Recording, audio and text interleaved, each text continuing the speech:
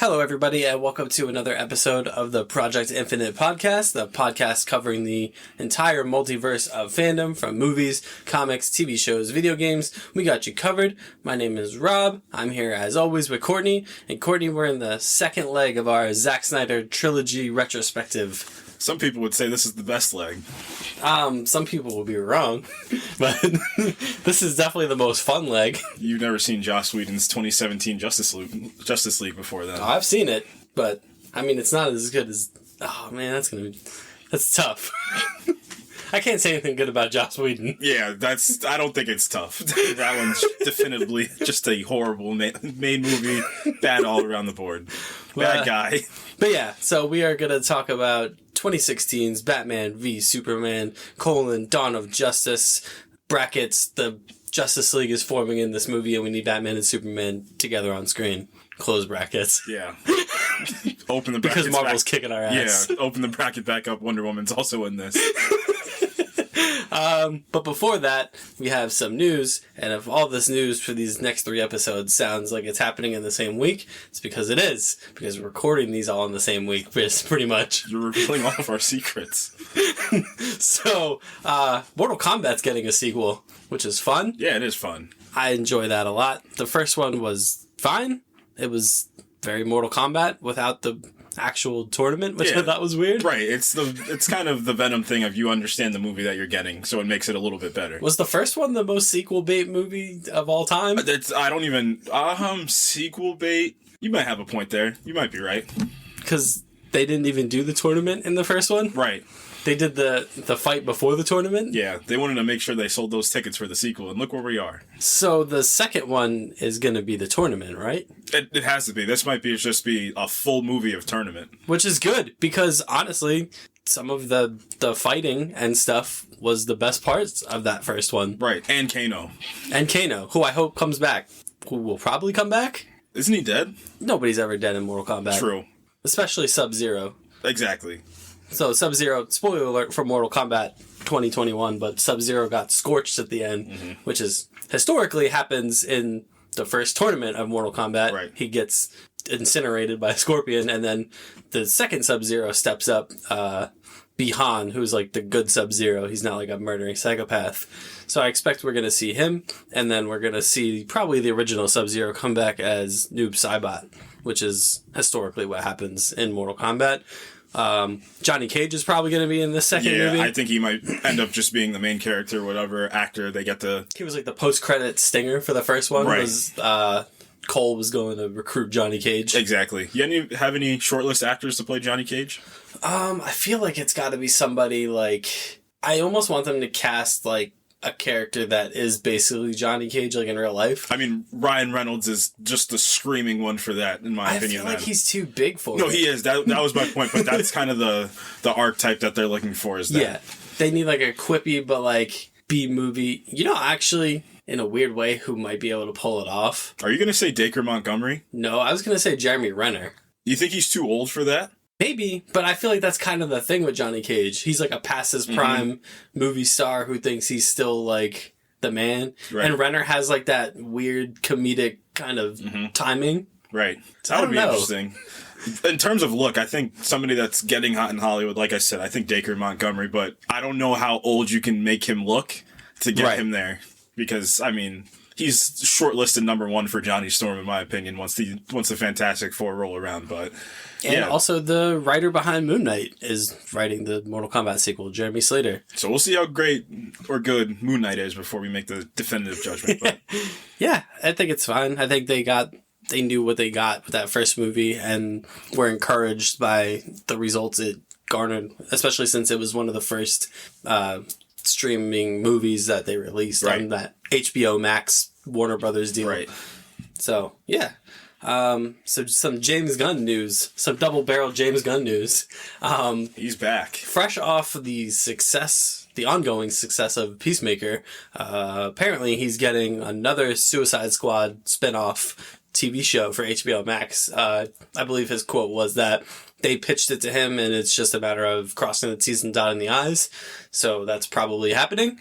It's got to be Bloodsport, right? Yeah, I think the matter of time that it's going to happen is probably just making sure Idris Elba's on board. That's what I took it from. Is just as long as Idris Elba's on board. As long as Idris Elba's not going to be James Bond. Right, exactly. Which, again, I don't want him to be James Bond. I would rather, like I said, I think Henry Cavill is the obvious choice for James Bond at this point. But besides the fact, yes, James Gunn, he still hasn't missed yet. And I mean, he's really like in a prime right now. He's really in the prime of his career. So I really think that it's going to be Bloodsport, and they're just going to kind of keep some of the same energy. And then you have a popular actress that played his daughter in the movie that's in Euphoria right now. Like you have people around this project, and you can also bring back Ratcatcher if you want to, just because they're dynamic as well. And that would be pretty interesting in terms of a story of kind of the disposition of his actual daughter versus his surrogate daughter in Ratcatcher. That would be kind of a cool thing to explore. So maybe give us like a combo Ratcatcher. Just give us more of that from the Suicide Squad. Yeah, I'm enjoying the Suicide Squad extended universe. Yeah, I didn't know that this was a thing that was going to happen. So shout out Peacemaker, which is good. Really good. Yeah. So yeah, give us that. Or give us a King Shark spinoff. You know what? Have Jason Momoa show up and give us a King Shark spinoff show. There's like so much. It's because how James Gunn's mind works, man. It's the impetus behind Guardians of the Galaxy. It's the impetus behind the Suicide Squad. He's like, just give me the craziest characters that you can find, and I'll find a home for them. He's like the conductor of Misfits. Right. No, it works. It works 100%, and I think it's going to continue to work. And as I think, like I said before we hopped on here, I think what's going to happen is this is all going to lead to the Suicide Squad 2. Like, whatever this next show is, it's probably going to be the backdoor pilot for that movie as well. Like an in-between quote. Right. So this is what we're really in right now. It's kind of like the Disney Plus shows for Marvel. Like, we're just in the in-between area right now. And whatever, I mean, not to spoil Peacemaker, but what's happening in Peacemaker could be bigger than the world can handle. So that might need to... I don't know where... It's not because of the Suicide Squad, it's because of your main heroes. So your Batman, your Superman, Wonder Woman. I don't know where they're at with terms of the Justice League, and that's a bigger issue that we're going to talk about in the next couple weeks. But you could do the Suicide Squad and the Justice League in a movie, but I don't think that's ever going to happen. No, it could have before, but not anymore. Yeah, and then coming off that, also he just talked a little bit about Guardians 3 and what's going on with that. It's slated to release next May, not this coming May, but next May, so 2023. And he said a lot of people are going to be surprised by the tone. It's not going to be as fun and as like jovial as the other ones. It's going to be darker. It's going to be bigger. And you know, if Spider-Man No Way Home is anything to look at when it comes to that, because Tom Holland said very much the similar things about Spider-Man No Way Home, and he was right. It was definitely the darkest Spider-Man movie that we had gotten in the MCU to this point. So, I mean, if James Gunn is saying that it's the darkest Guardians movie, you can rest assured that it's probably going to be pretty melancholy and probably maybe going to lose a couple people from this original team. I think that I'm going to go out on a limb and just... I feel like the Suicide Squad was the test to see if you can kill characters, like how effective you can kill characters. Obviously, we have emotional attachment for what's going to be 9 years when the movie comes out versus, you know, characters we just met, and like, I'm talking like F-list characters, but it worked. No, it worked. It definitely worked. So same concept. I think we can really see, we're going to see kind of the Guardians of the Galaxy game, like some of the softer moments and some of the smaller moments in that game that really kind of push the emotional envelope, per se, is kind of going to come to fruition in this movie. I couldn't be happier of where we are with this Guardians franchise. Obviously, 2 is the kind of the red herring where people don't really like Guardians 2, but I always say that Guardians 2 does a lot of what Guardians 1 did, just bigger and louder, and people, I guess, didn't like that, which, you know, it's whatever. But yeah, this movie really has potential to be one of the biggest emotional pieces that the MCU really has, and could send off some of your favorite characters, but could also introduce some of your new favorite characters. And we already know we're getting Adam Warlock, right? And I guess the rumor is that we're getting the High Evolutionary is going to be the villain, which is the hero villain of Peacemaker. Yeah. So yeah, the actor that's playing Myrn in Peacemaker is supposedly going to play the High Evolutionary, which I think they did that on purpose to get Rocket's story kind of full circle, because we kind of got Gamora's full story, especially from Infinity War and Endgame. Drax kind of got it in Guardians 1 specifically with Ronan. Peter, obviously, he's the main beat of this, but Rocket's the only one where we really haven't seen. We got like the actual personal bits of it in Guardians 2 of like, it's just his nature to act like this, but I actually want to see what happened to get him the way that he is too. So I think it's probably going to be like the High Evolutionary meets him and been like, Rocket, it's been a minute. It's been a little bit. Yeah, I'm excited for it. Guardians is one of the most consistent franchises that Marvel has.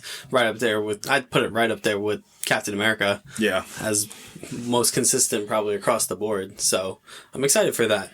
What else we got? Oh, No Way Home. So some stuff is coming, forward with No Way Home as it approaches home release. Probably, I think within the next month. Yeah, right? it's February. Yeah, end of February. Yep. Yeah, so we're getting some more behind the scenes. The cat's out of the bag. Andrew Garfield, Tobey Maguire, and Tom Holland are doing press junkets together now. They're in the movie.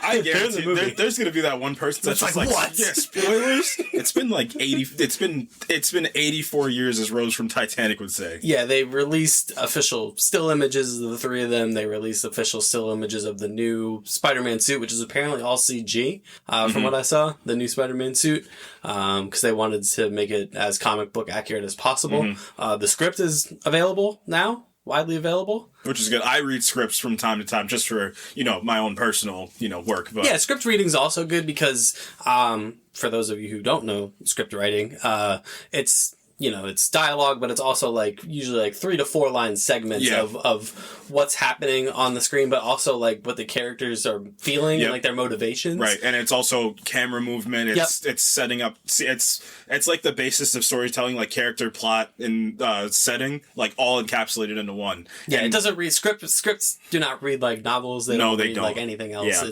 It's totally different. Sometimes they're really cool because then actors break that. I know just a offhanded one that I'm just thinking about right now is the monologue that Elio's father gives him in Call Me By Your Name. I don't know why I thought about that one because I've read it before and it's really good and really beautiful. But it's funny that we talk about script writing and we're going to talk about Batman vs. Superman here in a second. But one of the more interesting bits is actually out of the concept art from No Way Home, one of which portrays Mysterio returning and fighting Doctor Strange at the Statue of Liberty. Would have been interesting.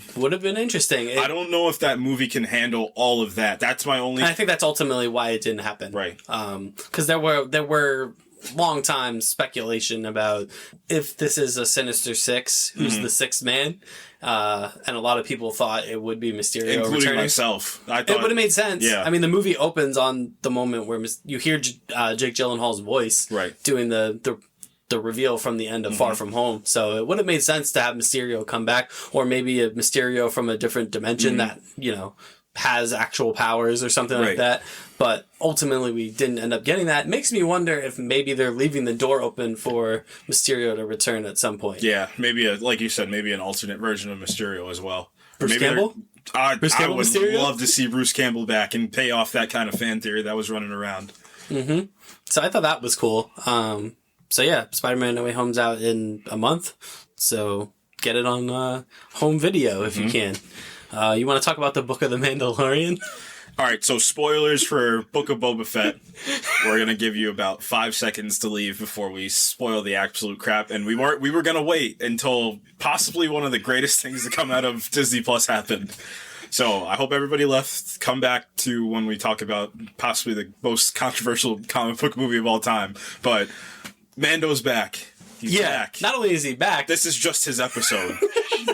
I was so confused. Like, it was just, I kept asking myself every 5 minutes. I was like, so when's it just going to cut back? I thought it was just like, cool, we're going to do the first 5 minutes and then get to like the last 2 minutes of the episode. Yeah. And then the entire 50 minutes of the episode happened. And I was like, oh, so this is just Mandalorian season 3. That's cool. So the last episode ends with Fennec Shan being like, for Boba Fett being like, I need Avengers Assemble. I need a crew. Right. I got my Wookiee, I got my Rancor, I got you, but I need more. I need more Avengers. And Fennec Shannon is like, well, there's another guy that has his own show on this Disney Plus that you could get. And then they cue the Mandalorian theme, and you're like, oh, yeah. And everybody was freaking out last week too. That was awesome. Everybody was like, this is amazing. We're gonna get him back. And I thought it was just gonna be a small cameo moment. And then the episode opens up and he's doing his bounty hunting thing, and I'm like, okay, cool. So we're just I can bring it in warm, I can bring it in cold. Right, we're just gonna get this out of the way, and then it's gonna cut back to him gaining more muscle, and then Mando coming to help.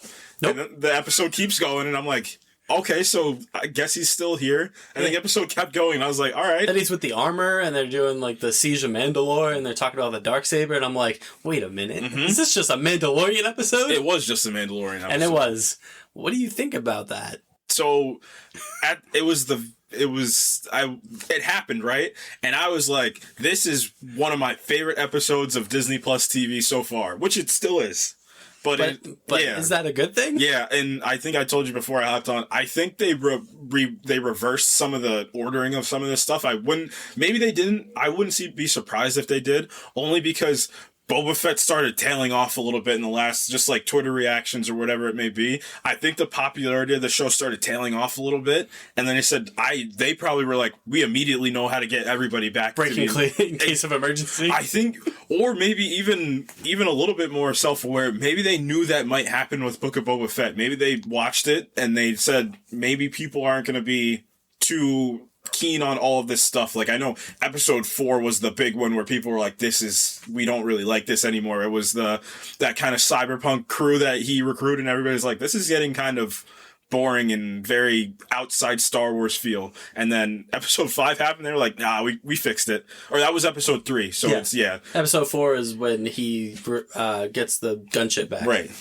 So Mandalorian season 2.5 is here. Bryce Dallas Howard directed the episode. And she's gonna get her own movie / trilogy, and I have no shadow of doubt about it after this. Yeah, this is her third hit. So she did, in season 1, she said episode 4, where Mando takes Grogu to, where were they? They were at some type of planet. They were in a Endor-looking place. Yeah, they were in a planet where they were just trying to protect this village, so cool. And then she did the Bo-Katan episode in season 2, so, I mean, solid, really good episode, and then like a really big lore episode for Star Wars because you're introducing one of the bigger characters from outside live action lore. And then she did the Mandalorian episode of the Book of Boba Fett. She is really good behind the camera. There's this really good one take in this episode too, so it's kind of showing like a day in the life of Mando when you think about it, because he shows up to like this table of like shady individuals and drops the head, and he's just like, I need my information now. And the guy's just like, why don't you take a seat? He's just like, I'm not here for that. Give me my information or I'll go somewhere else. And then he gives it, and then he just goes down the elevator. They do the Spider-Man 2 thing where he gets in the elevator and the guy just looks at him and he just like looks back. It's hilarious. Yeah, it's pretty good. Pedro Pascal is great, as always, making a run to being the greatest masked actor of all time. Oh my God. Yeah, he's... Tom Hardy, balls in your court. You think it was him? It is him, isn't it? Is it not? I don't know. Well, I know for a lot of season 2 it was him, but I don't know if that was... I said as soon as the episode started, I didn't know if it was him. I wouldn't be surprised if he just voiced, because he never took off the mask the whole episode, so it would have been easier for him to do too, because it would have been like, well, you don't gotta come to the set, you can just voice everything and we'll put it in. Yeah. So, wouldn't be surprised. But balls in your court, Tom Hardy. Yeah. You gotta do another mask, Tom Hardy. So good, yeah. Pedro Pascal's coming for your throne. Yeah. So really good episode, man. Yeah, it hits all the emotional beats that you remember from The Mandalorian. Yeah, like The Mandalorian does a good job of being the original trilogy extended and just giving that like feel of in terms of like filmmaking and story. So yeah, it's really well shot. Like somebody even said this before. It felt the Book of Boba Fett's definitely production design's great. And everything else is great, but The Mandalorian just feels like it has an extra step above everything. I don't know what it is, but it just feels like the biggest budget of any TV show outside of like Game of Thrones that you can find. Yeah. A lot of cool little, some little, some big. His new ship is a Naboo starfighter. Yeah, that was a really good piece of this episode too.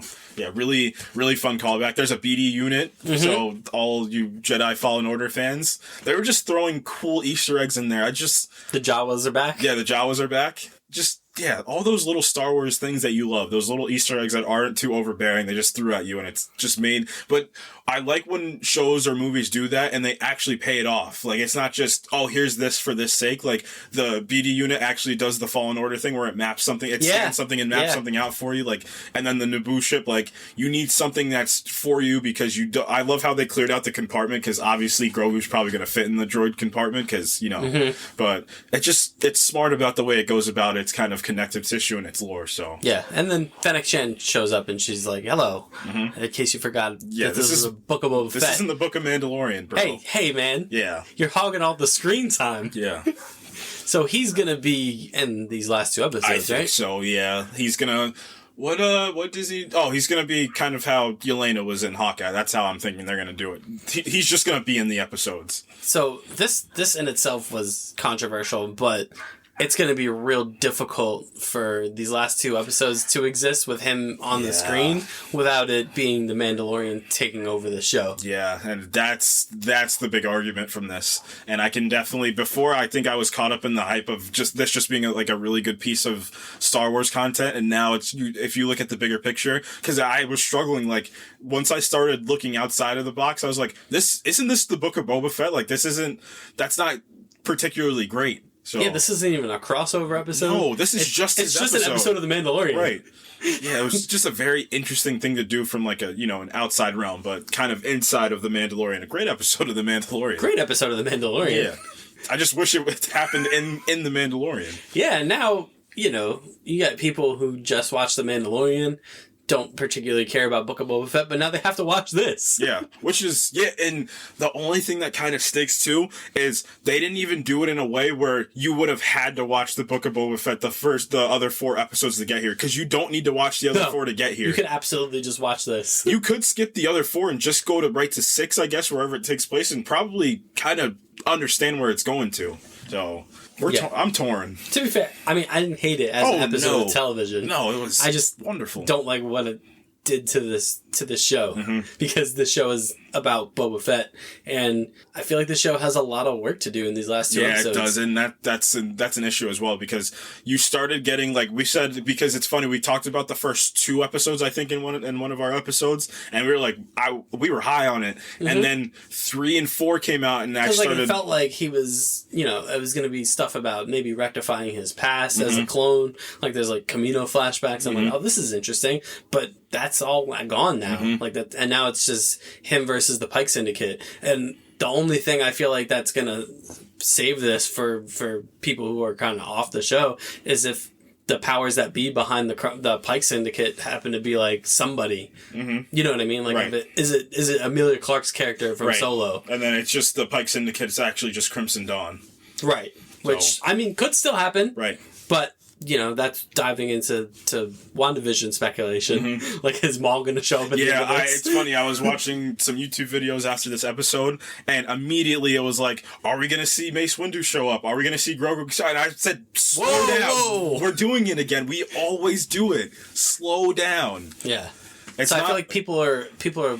And this feels a little different than the WandaVision stuff, because it feels like people are doing it for this show because they don't want to be disappointed in the show. Right. So they're hoping that there's going to be a big plot twist that reclamates it. And I'm not sure there's going to be one. No. I think it's just going to be Boba Fett and Mandalorian and Fennec and what's the Wookiee's name? Chrysanthemum? Yeah, Black Chrysanthemum. Yeah, Chrysanthemum. I think it's just going to be them all-star teaming up and taking down the Pike Syndicate. Which basically was the last episode of Mandalorian Season 2, just without Luke Skywalker. Yeah. Unless a Jedi shows up. Yeah, unless Grogu shows up. Or, Mace Windu's not happening.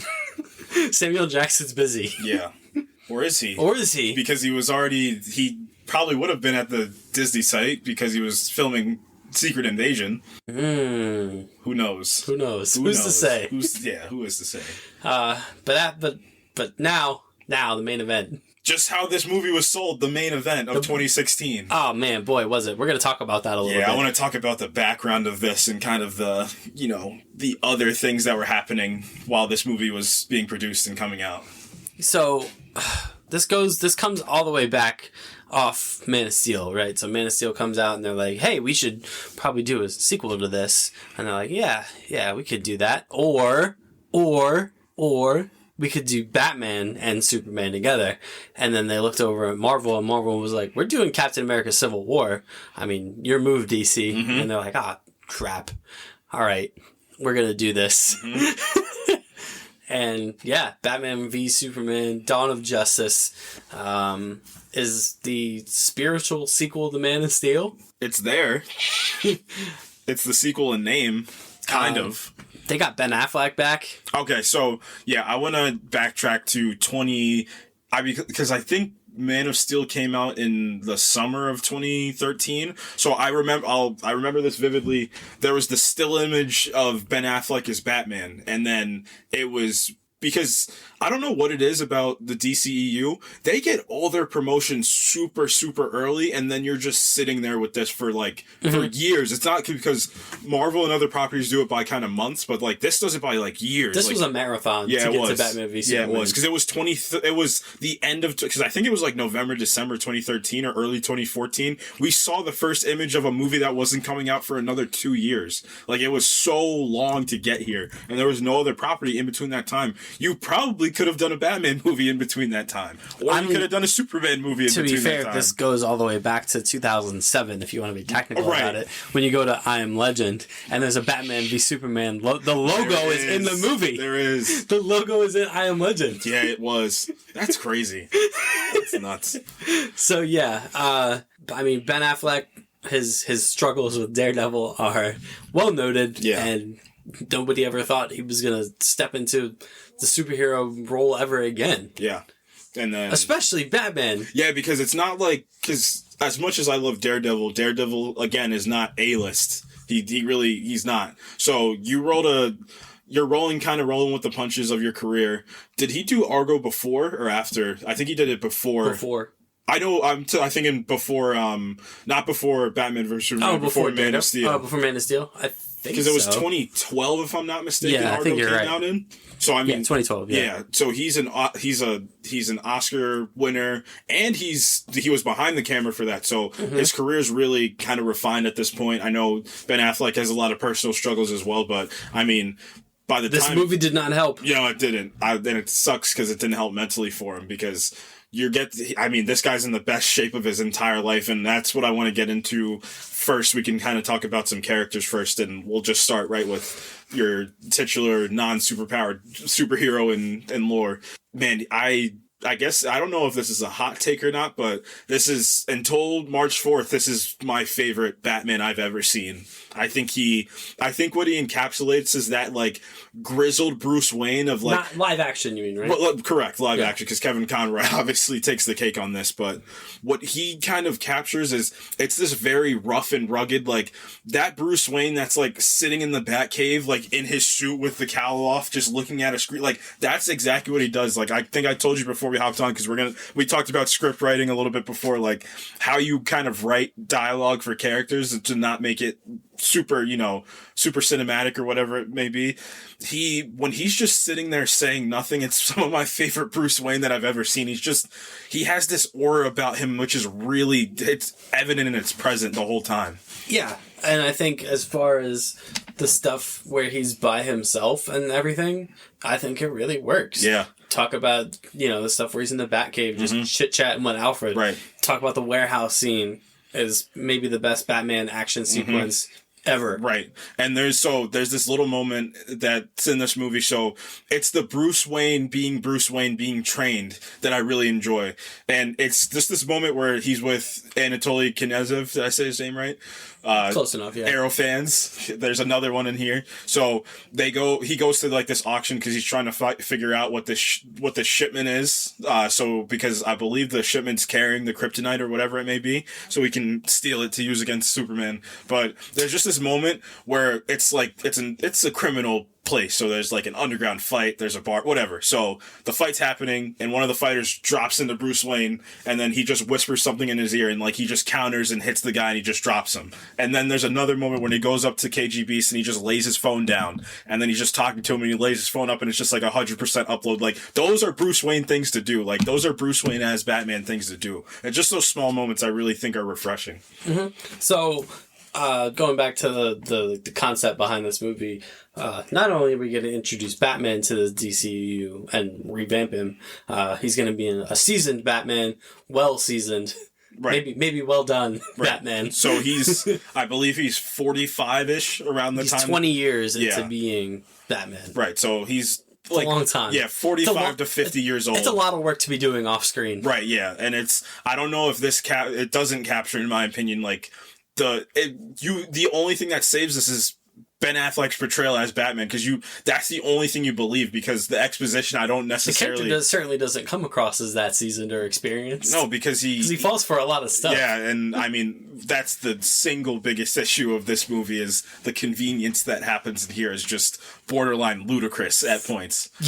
I'd say so. Right, but him as Batman is it's just a stroke of genius casting, in my opinion, because it easily could be because Ben Affleck's one of the biggest stars in Hollywood ever, so it easily could have been like, I don't know if this is going to work, he's got too much baggage from these other characters, like it could be like, I'm only seeing him as Ben Affleck play Bruce Wayne, but as soon as he gets on screen, it's even from the opening bit, which I actually do think is not too bad, it's like the reversal of Batman the reversal of the end of Man of Steel to the human perspective, which is the moral conflict of this movie, which again, if they just kept that flowing through the movie would have been even better, but we don't have time to do that because we have so much more plot. Yeah, I told you before we hopped on, there's so much movie in this movie. There's so much of it. Like, I don't know how they fit everything into 3 hours even. Yeah, it's a lot. Right. But yeah, even going to back to the beginning of this movie, like him, running into chaos while everybody's running away. Just little moments like that, like the caring about like kids that are like just estranged from their school group, like just little Bruce Wayne moments. I think it's like all the little moments that count for Ben Affleck as Bruce Wayne. You're not going to find much in this movie to not like about Ben Affleck in particular. Right. There's a lot of this movie to not like that does, revolve around the character of Batman, but none of that is on Ben Affleck. Right. He's tremendous. Yeah. He's the best part of this movie, and I don't think it's close. I think it's close. I think Wonder Woman gets a lot in this. Yeah. That's really great. True, yeah. Which kind of gets undone once you look to the future. Yeah. Yeah. One person who has done no favors in this. Dun dun dun. If you listened to our Man of Steel episode last week, you know how much this is going to hurt. But, man, Superman has done a massive disservice in this movie. It's so disappointing. So, Man of Steel, like I said, specifically the first 2/3, and even if we want to address him killing Zod at the end of Man of Steel, okay, he kills Zod at the end of Man of Steel. What this movie, again, could have been is him having to deal with the repercussions. At no point in this movie does he have to deal with that. I'm trying Aside to from think. The fact that Zod comes back to life. Right, but that's just the stipulation of having a Kryptonian body there. It's not more of like... Right, exactly. Yeah, there's no resolution to that conflict of... He just killed his arch nemesis at the time and just nothing happens of it. He just goes back to just being... Because usually when that happens in fiction, so I looked through Chip Zdarsky's run on Daredevil that's coming out recently. Spoiler alert for that. Daredevil accidentally kills somebody and he immediately has to... It's like morally he has to deal with it inside of himself and legally he has to deal with it. Like it's just the public perception. Same thing happened in Spider-Man No Way Home. You immediately have to deal with what you just did.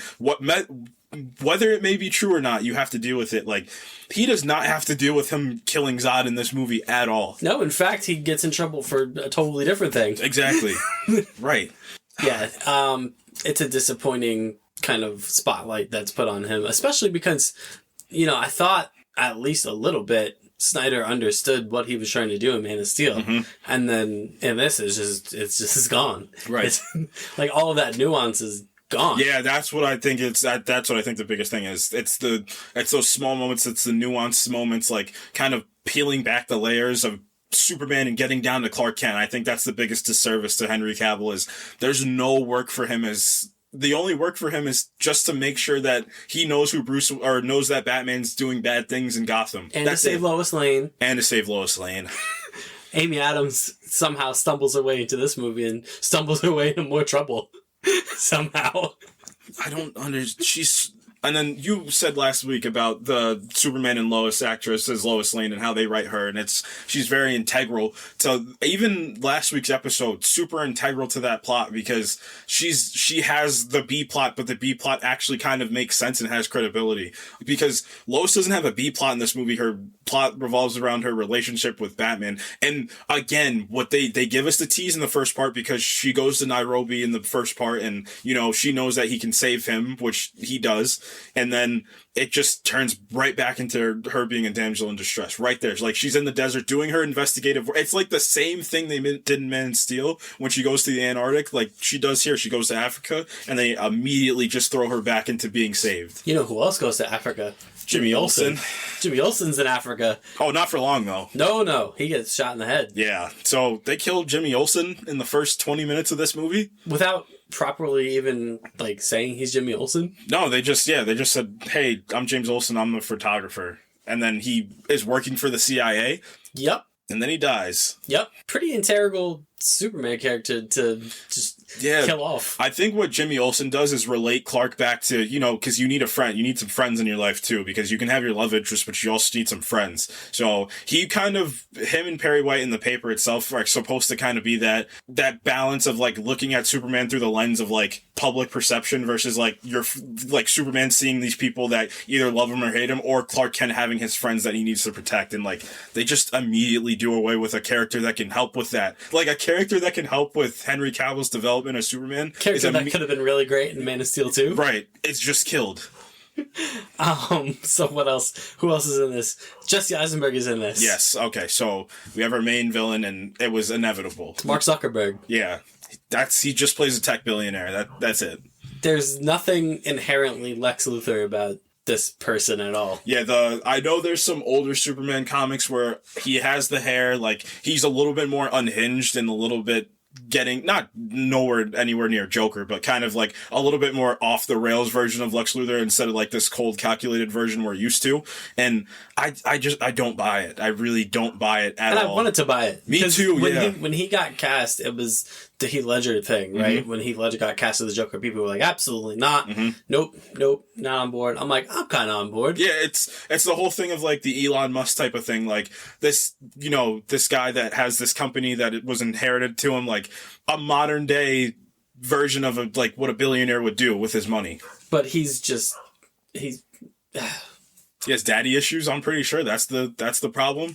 That's why he hates Superman, because Superman was never there to save him from his father, which is saying that out loud was so crazy. Everything he says in this is, you talk about the dialogue writing, it's just quasi-physical, philosophical nonsense. Yeah, nobody ever talks like a normal human in this movie. No. Besides maybe Jeremy Irons as Alfred. Probably, yeah. He's the only one that gets close to it, but then he has to immediately get that undone whenever he's talking to Ben Affleck as Batman. So it just undoes the work. But so let's get to Wonder Woman. Then I want to talk about that whole dialogue thing, because that's where I take issue behind the screen in this movie. Yeah. So Jesse Eisenberg, I'm not going to say that it's his fault. It's the writing. It's how the character was meant to be. He played the character the way it was written, mm-hmm. and it's just not written well. Right. That's basically. And we'll talk about him a little more when we get into the plot. But yes, this is the first appearance in the DCU of Gal Gadot's Wonder Woman. Yeah. So first time seeing Diana Prince, and I love the ominous nature of what she's presented. Characters, this movie's produced well. Produced well in terms of your actual what you're shooting, not the other stuff, because that's just an absolute mess. But yeah, she's introduced in this way where it's who's this heroine that's just walking around this whole time? And she immediately catches the eye of Bruce Wayne. And another good thing for Ben Affleck, that's the Bruce Wayne thing, that just noticing things people wouldn't ever notice in a million years. Also, it's unfortunate, just backtracking a bit to the marketing for this, the trailers and everything for this movie showed a lot. Yeah, they did. That would have... Imagine the reveal, because imagine we weren't told that was Wonder Woman, and then it was just this woman that kept showing up at different places, and then... they show her suited up as Wonder Woman in the trailers. Doomsday. They show Doomsday in the trailers. Woof. But yeah, keep going about Wonder Woman. No, she's good. Gal Gadot I enjoy her here. Probably it's this and Wonder Woman 84, and I love because that actually, or not Wonder Woman 84, the original recipe Wonder Woman. Yeah. So that I actually like that because how many years is it? Because it's the 1930s to the 2016. So it's like the 1920s, yeah. Right. So 90 some odd years. Right. So you're dealing 90 years in the future, and I love her progression as because obviously she doesn't really age much. So I kind of like her physical development is extremely slow, but her mental development really took like a hyperspeed in the 90 years from... Yeah, she's really in control of pretty much every situation. She should probably be leading the Justice League, not Batman. Yeah, and I mean, we're going to talk about Justice League next time, but it's weird that this movie undid a lot that Man of Steel did, and then Justice League retroactively undid a lot of what this did for Wonder Woman. Right. Yeah, because in Justice League, she's very much just... Her whole plot in Wonder Woman is hero moments. That's it. I said that when I saw the Snyder cut. It's just... She just is there to have hero moments. She's there to be in slow motion. Yeah, she's there to be in slow motion and just doing the Wonder Woman fight thing, but there's so much more to these characters than just the way they fight. And it's really sad when you look at it. You get a lot of that from her in this. So, yeah, the plot. Whew. Where to begin? Where do I begin? It's so insane that this was written like this. It's so crazy. Man of Steel happens, and then we flip perspectives. We go to Batman experiencing Man of Steel. Yeah, good in 4D. Yeah, pretty cool. Yeah. And then he's like, "Oh man, this is no good. I've never seen anything like this." So it's basically kind of the human going against the god of being like, "I'm going to stand up for all humans," and saying that you shouldn't wield all this power. And it's like him and Lex Luthor are supposed to be counters of like Lex is like, "Well, I'm kind of more on your side, Bruce," and then it divulges into, well, he is a human too, even though he doesn't have human DNA. He is human in the way that he thinks and he acts. But yeah, we get the Batman perspective on this, and it's a solid way to introduce Bruce Wayne. Fear, but no fear. Mm-hmm. Just saving, the little guy. Yep. And then it divulges into... Then we get into the Nairobi sequence, I believe. Something like that, yeah. All right, so... We're probably going to jump around a bit. This is so... Yeah, and this... I mean, if this isn't telling for how jumbled this plot is because the way we're explained... There's movies where even the most... Interstellar is a good example of a really intricate plot that's not overly bogged down of different, outside forces being thrown at it. It's a very clear plot that just has a lot of, smart people behind it. But this just, it's wild. It's a really wild ride that you go on. So we go to Nairobi, Africa, because Lois Lane's on a story about a warlord. Yep. That's bad. Yep. So Jimmy Olsen shows up, and then Jimmy Olsen's just a photographer. And later in the movie, you find out this whole thing was just a setup by Lex Luthor. To set Superman up. Yeah, to frame Superman as a murderer. Okay. Yeah. But then why did he need Batman if that's the case? Because two birds with one stone, I guess. Get rid of Batman, get rid of Superman. They'll kill each other. But then why did we need to be in Africa? Because they should have just picked one. Because he knew the Africa plot would fail, so he had a backup plan. Did that on purpose. Jeez. I don't know, man. Yeah, so they're in Africa. That's like a covert, but I guess the American military wants to take, or the CIA wants to take out this warlord too. That's why Jimmy Olsen's there. Yeah, but then Lois is also there. So then Superman shows up, and this is important because I got an argument later about the whole 8-minute fight scene we had in a 3-hour Ultimate Edition of this movie between Batman vs. Superman. Because it says Batman vs. Superman in the title, and they fight each other for 8 minutes. Right. So, yeah, the whole Africa sequence happens, and they set it up to make, like, Superman use his heat vision. So basically the only reason, which Luthor would have had to know they were also dating, because why would he know that Superman would show up if Lois Lane was there? Unless that he knew he would show up because of Man of Steel, because they were together. Well, he did know, did he not? Because he must have known about something about his personal life because he kidnaps his mom. Yeah, Martha right. Kent. Okay. Yeah. This is so. Oh my gosh, this is getting really jumbled in my brain trying to remember all this, and I just watched this. Yeah. So what happens? He, saves Lois Lane. In the process, he wipes out a bunch of terrorists, but shouldn't have. Yeah. Did he not overstepped his bounds? I guess. Right, because I guess that's what Superman does, but not really. Were they also trying to frame him for the deaths of the CIA guys? Right. Yeah. Because I think it just wants it. No, I think it just wants it to make it look like he stepped. It's like the CIA was there, but then he stepped in and he took it into his own accord to kind of, do this. But then he ended up just killing all the warriors, whatever you want to call them. The terrorists. Yeah, he killed all of them, which he didn't. It was just a setup. Yeah. Even though they had bullet holes, because I can't remember the last time Superman was walking around with a gun, but okay. Yeah. Oof. Yeah, what else is going on in this? So Superman gets subpoenaed. Right. So, before this, what do we get before this? Well, what's Batman up to? So, Batman, he's Rocky-style training for his big fight with Superman. Right, so before this, Batman's back. So, I guess, did he take any time off? No, I think he's just been doing this. He's been doing this, but somehow has been doing this, out of public. He's still somehow, a myth. Yeah, even though he's been there for 20 years, and at this point, we know in this universe he's fought the Penguin, he's fought Joker, Harley Quinn, he's dealt with a lot of villains in this universe, so I don't know how he's but somehow is still a man in the shadows. Right. Somehow? Exactly. I don't know how that works. Yeah, so he's branding criminals that he sends to prison. And then the criminals get killed when they go to the prison, which I said doesn't make sense, because shouldn't that make you more tough if you survive the Batman? I don't know. He kills in this universe now. Heck yeah, he does. So this is very heavily influenced by, what's the... Dark Knight Returns. Yeah, Dark Knight Returns, which, could work for a Batman movie, but I don't think works for an entire Batman vs. Superman movie, even though there's a big fight at the end where he fights Superman, but it's a piece of the comic. It's not the whole thing. So. And this story also borrows from Death of Superman. Right, yeah. This borrows from, what does it borrow from? It borrows from Jeff Johns' run, the formation of the Justice League. It borrows from Death of Superman. It borrows from Dark Knight Returns. There's so many things that are thrown at you in here. It's got some older Superman runs because of Lex Luthor. There's so much stuff in here. Yeah. So Batman's trying to figure out how to kill Superman, I guess. Because he's he needs to be stopped, Alfred. And Alfred's well, does he? Yeah, he definitely did just save the world.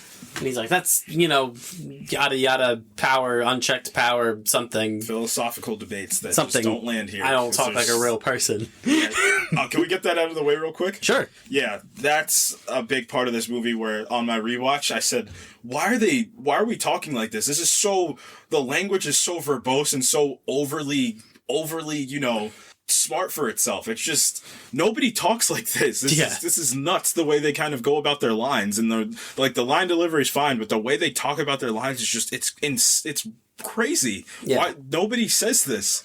So, and then on top of all of this, so before the courthouse and Congress and yada yada, Clark Kent's back in America and he's this Batman character. Oh my gosh. Yeah. So I don't like what he's about at all. So was that also part of Lex's plan? Because that might be the craziest part of the... I don't think so. I think that's just Clark. Clark being I don't like this Batman character at all. Why? He's real rude. Okay. So are you, Superman. Yeah. You broke a man's neck. And you didn't learn from your mistake? Right. Yeah. So yeah, he's trying to stop... He's trying to expose Batman via the media. Journalistic integrity of Clark Kent. Yeah. So Perry White says you're on sports, and Clark Kent's no, I won't do my job. I'm going to do the right Even thing. though I just started working here? Right. I don't think you have pull here, Clark Kent. That's why you got fired in Superman and Lois in the first episode.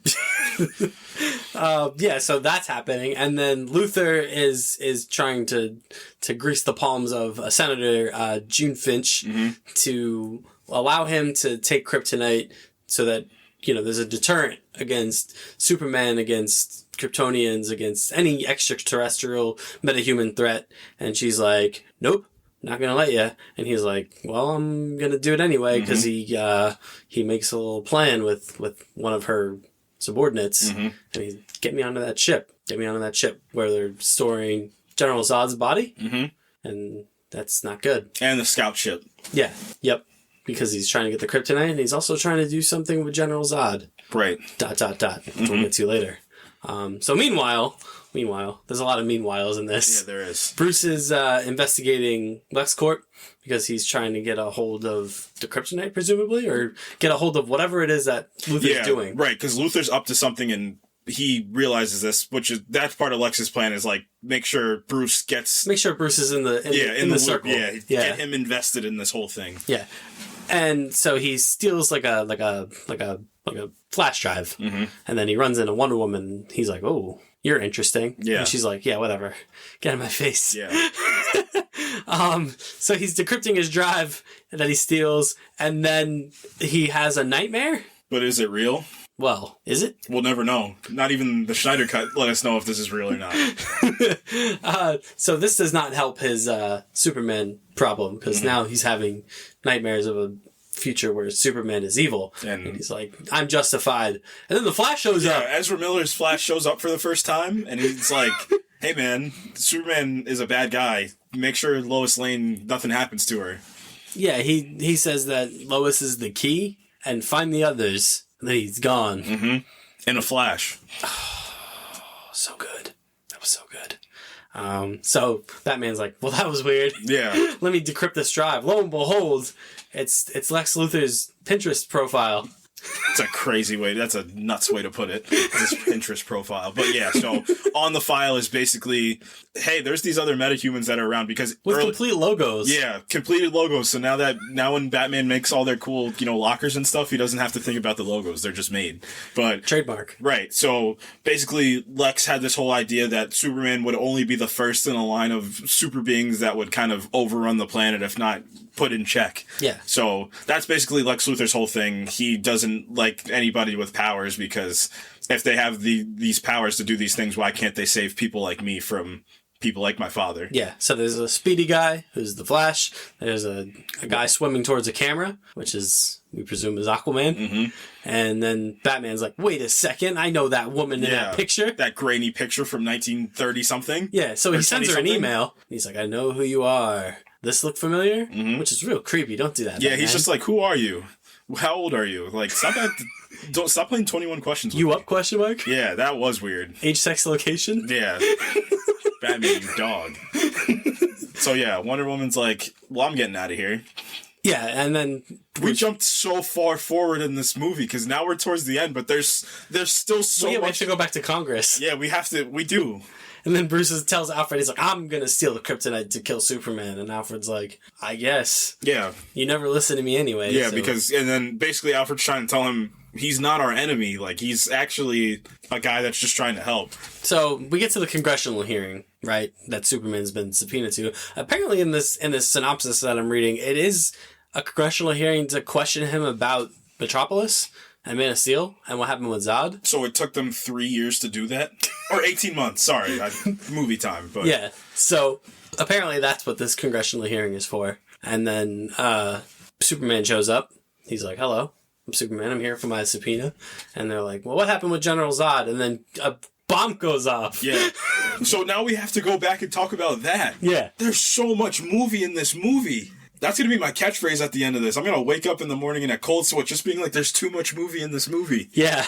So in the first part where Batman is running from the Man of Steel perspective, from his perspective, one of his workers is there and he gets, he turns into an amputee because some scaffolding falls on him and he's real bitter about it. Yeah, he's really mad about it.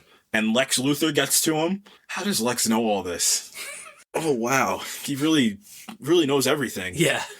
Oh, man. So, yeah, the guy, he tells him he works for Bruce Wayne. And then he also hates Bruce because Bruce sends him checks because of what happened. Yeah. You could have just went to therapy, I guess, but you want to, I don't know. He blows up the congressional hearing. They do the Granny's peach tea, which is... Jar of piss. Yep. Wow. Fun joke. Yeah. Fun joke by Lex Luthor. Yeah, actually, I'll buy that. I'll buy that. I'll buy that. So, yeah, we didn't even talk about the party. Oh, yeah, they run into each other at that party. Yeah, that's the first of the Batman vs. Superman. The Clark Kent vs. Bruce Wayne. That's right. I forgot. Yeah, so back up a little bit. Jeez. Back to that party where Batman steals the flash drive. Clark Kent is there. Mm-hmm. And he's like, you're Bruce Wayne, right? And he's like, I might be. And he's like, what do you think of the Bat vigilante in Gotham? And Batman's like, I don't know what you're talking about. Mm-hmm. He's like, well, Clark Kent's like, well, he's a lunatic. Batman's like, whoa. Yeah, Bruce is just like, well, you guys have a guy that saves a cat out of trees, but also leveled the entire city of Metropolis. Like, I don't think you're one to talk. And Clark gets real defensive about it, almost like he's Superman or something. At that point, I really want to believe that Bruce found out that he was Superman in that moment. That would have been great. Oh, you're just Superman, aren't you? Oh, yeah. And then Lex Luthor gets in between them, and he's like, isn't this great? Yeah. So he knows who both of them are. Mm-hmm. At this point. He has to at this point. He's like, isn't this great? You don't like him. He doesn't like you. Be a shame if you guys got into it and scuffled. I'm just going to leave that here. Mm-hmm. I'm just going to leave this little seed here. And if you guys look to your right, Diana Prince is over there for your convenience. Look. I'm just saying, isn't it crazy that we're all here together at the same time? Yeah. And you're telling me the world's greatest detective wasn't like, that don't seem suspicious? And Lex Luthor's like, it'd be a real shame if you guys would fight each other to the death or something. Yeah. That would be a shame. Right. Real tragedy. Anyway, see you later. Just seeing this clip, why does Clark care so much about this? Yeah, I don't know when he became, like, the holier-than-thou guy. Yeah, because, again, which it could have worked more, but we had no progression to get here from Man of Steel, because he just worked at the Daily Planet, and now he's just being put on these, like... Even more suspicious, Clark's name was on the invitation to get him to this party. Like, why would you not want Lois Lane there if something wasn't up? Right. So okay, we've been crapping on this movie for a little bit. I want to talk about probably what I think is the best sequence like the best straight up action sequence in this movie. So it's the crux of the moral debate of Superman himself. Should there be a Superman in here? And should his power be checked? So basically as the party's going on, Bruce is, burrowing throughout the tunnels of LexCorp doing the Batman thing. He sees Wonder Woman for a second. He's just like, a woman. I'm going to go investigate. And then Superman looks at the TV and there's this huge fire at the Day of the Dead in Mexico and he just flies there. And then again, Hans Zimmer's score just amazing. And we're going to get to Superman's convenient speed versus non-speed. Yeah, because that's... a bit later. Yeah. So, we get to this scene, and he saves this little girl out of this burning building, and, he just kind of kneels down to put her down, and then, there's, 100 people there, and they all have their hand on Superman, and, he raises out. Because it wouldn't be a Zack Snyder movie without some Christ imagery. Yeah, so basically that's what it is. And for the Zack Snyder trilogy, I understand, but if you're gonna do it. You know what I mean? And he does, so that's one thing I'll do. He does kind of lean into it heavy and doesn't shy away from it, which, I mean, for Superman, if this is the kind of filmmaker you are, that's what he's going to do. So, sequence happens, and then it's just kind of with Senator Finch just asking, should there be a Superman? Neil deGrasse Tyson's in this movie for a second, because it's should there be any constraint on this person? Or it's just some of them are he's an alien from another planet, hey, maybe we shouldn't just let him run around. Other people maybe he's just a guy that's just trying to do the right thing. So it's that I appreciate. That's what the movie, that's what I told you before we hopped on. That's what the movie should have been about. This movie should have been a lot of things. Yeah, it should have just been a Superman movie about that. Probably. Yeah, probably would have been the best version of this movie. But instead of that, kaboom! Yeah. Everything explodes. Yeah, Batman just threw a batarang and the wall exploded. That's and then not what happened. Lex Luthor blew up Congress. Yeah, he did. So there was a second terrorist attack of the movie, and then Superman is there by himself. Everybody else is dead, presumably, and he's just standing there. And he's like, man." I don't think this is Henry Cavill. I think this is directing, but I hate the look. He's just, there's no emotion in his face when he's that's got to be where a director stands and it's just I need a little bit more of this or a little bit less of this. He's just Henry, stand there, look pretty for a second, and then he does, and then it's over. Yeah, so that's another thing we can pin on Superman if we really want to. Blowing up Congress. Right, because then they don't know what happened. They think because obviously the alien walks in there and they're just oh my god, and then Congress blows up. And then we get to the nightmare sequence. Yeah. Remember that's also in this movie? Yeah. Amongst the other 55 things that we just said. So Batman gets a nightmare of the future that is real because of the Snyder cut. Or partially real? Yeah. Who knows? We don't know. But so he's taking a nap because he works hard and he only sleeps 2 hours a day. So while the files decrypting. He's taking a bit of a nap, and he wakes up, and he's in a nightmare sequence, and it's basically Injustice. Or it's Injustice mixed with the invasion of Darkseid. So basically, Darkseid shows up. Darkseid, if it's the Injustice thing, Darkseid just takes the place that Brainiac took. But shows up. There's a huge Omega beam in the Earth. Classic. I didn't know Darkseid was like a 1930s bank robber. Yeah. That shoots his name into the side of the bank wall. Right. So Darkseid was here. Right. So the Darkseid gang was here. Exactly. So yeah, the Omega beams or the Omega symbols there. There's parademons just running amok throughout the Earth, and Batman's in a duster. Right. Yeah. So Batman. And he's got a gun. Right. So you found out Superman's evil, and Batman's going to get some kryptonite, and then the camera pans, and it's just two green flashing lights, which I'm like, that's really in high demand in the middle of an apocalypse, I guess. So cool. So yeah, it's basically a setup for Batman and his insurgents, and Superman shows up. Oddly enough, not in the black suit, which I don't know, it's a nitpick that shouldn't bother me, but it did. Like, why did he not wear the black suit then, but wore the black suit in the Snyder cut? We'll talk about it. Yeah. But cool. Yep. Yeah, so the nightmare sequence happens, he wakes up, and then that's when the Flash shows up, just like, fear him. And then he does. Save me, Obi-Wan Kenobi, you're my only hope. Right. Then Batman's like, alright, I gotta get this kryptonite. So then he goes, there's an extended chase sequence with Batman and some Russians. Good stuff. It's good Batman content. Get the first look at the new Batmobile. Real good. Yeah. Real good. But then he kills a bunch of heaps of people in this chase sequence. Everybody. Missiles are just flying and exploding everywhere. He drops his car onto two people, just crushes them. But he gets what he wants. Got the kryptonite, and now he's going to work. Rocky style. He's building a suit. He's got a grenade launcher. He gets his big kryptonite MacGuffin spear. But before that's the Senate hearing. Yeah. So I guess this is all like intercut. Like this is all happening roughly at like the same time. Yeah. Yeah. So the Senate hearing happens. We're gearing up for a big fight. Right, yeah. He's got his cool training montage, and then he finds out about he finds out about Diana. That's the only link he clicked on. He's like, this woman's been here since the beginning of this movie. Yeah, and the beginning of time, supposedly. So then Lex is, using Zod's body to make a monster. He's Frankensteining. Yeah. Real Frankenstein situation developing. Right. In the Kryptonian ship. Right. But then Lex has a plan. Yeah. He's like, why should I do anything? Mm-hmm. I haven't been doing anything this whole time. Right. What if I even did less? Mm-hmm. So he basically just gets Batman to do his dirty work. Yeah, or try to. But then also the other way around? Yes. Oh, man. Oh, man.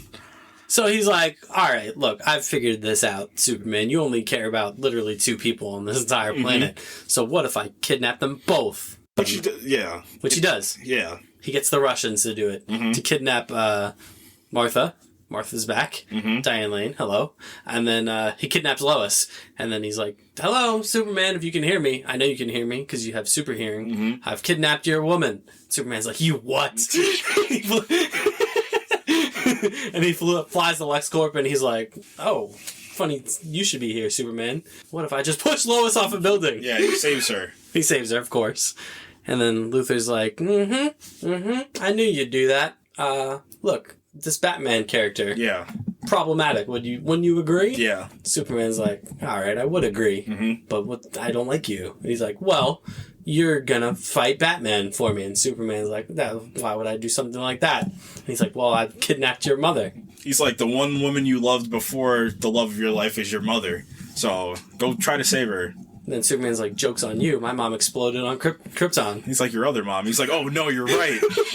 So remember how we talked about Superman's speed and how he heard Lois Lane from across the planet and he got there. Not across the planet, but you know what I mean. He also saw a burning building and flew to Mexico in like 8 seconds. Yeah.